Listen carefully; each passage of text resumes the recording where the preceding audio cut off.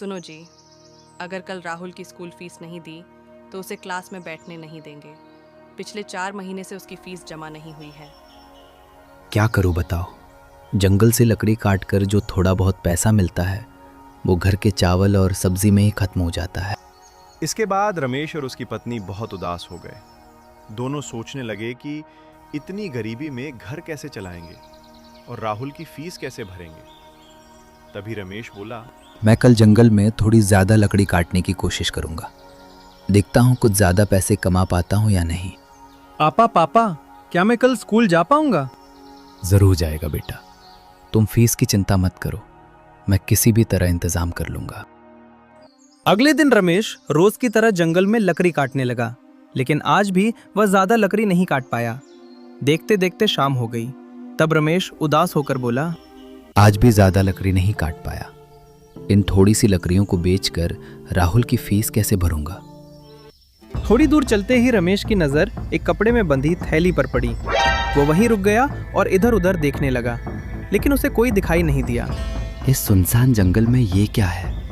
किसने इसे यहाँ छोड़ा होगा? जरा देखूं तो अंदर क्या है। रमेश ने थैली उठाई और उसे खोल दिया। थैली खोलते ही वह हैरान रह गया। इतने सारे पैसे इस जंगल में कौन छोड़ गया? क्या भगवान ने मेरी सुन ली? अब तो मैं राहुल की फीस भी भर सकता हूँ और घर का सामान भी खरीद सकता हूँ। तभी एक बुजुर्ग आदमी घबराते हुए वहां आया और बोला, क्या तुम्हें यहाँ पैसों से भरी कोई थैली मिली है? उसमें मेरी बेटी की शादी के सारे पैसे थे। अगर वो नहीं मिले तो मैं शादी कैसे करूँगा? कुछ देर सोचने के बाद रमेश बोला, दादाजी, क्या ये थैली आपकी है? हाँ बेटा, तुमने इसे कहाँ पाया? अगर तुम न मिलते तो सब कुछ खत्म हो जाता। रमेश ने पैसों से भरी थैली बुजुर्ग के हाथ में वापस दे दी।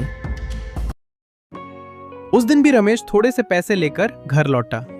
उसने अपनी पत्नी को पूरी घटना बताई। तुमने बहुत अच्छा किया जो थैली लौटा दी। हम गरीब हो सकते हैं लेकिन लालची नहीं।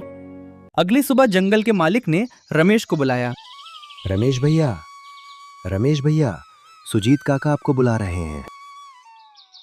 रमेश सुजीत काका के घर गया। सुजीत काका ने उससे कहा, रमेश, तुम्हारा बहुत बहुत धन्यवाद। तुमने मेरे ससुर जी के पैसे लौटा दिए। तुम्हारी ईमानदारी के कारण आज से तुम्हें यहाँ स्थायी काम मिलेगा, और वो भी दोगुनी मजदूरी पर। धन्यवाद मालिक, आपका ये उपकार मैं कभी नहीं भूलूंगा। उस दिन से रमेश को स्थायी काम मिल गया और उसका घर अच्छे से चलने लगा।